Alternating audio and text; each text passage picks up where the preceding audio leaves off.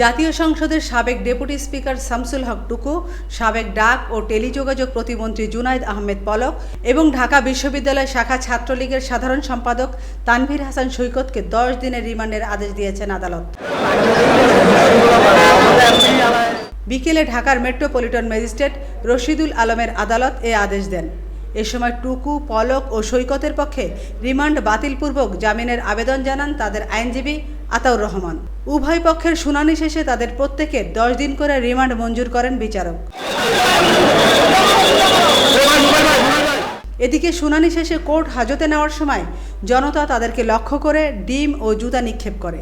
এর আগে রাজধানীর পল্টন থানায় রিকশাচালক কামাল মিয়া হত্যা মামলায় বুধবার রাতে তাদের গ্রেপ্তারের কথা জানায় ঢাকা মহানগর পুলিশ।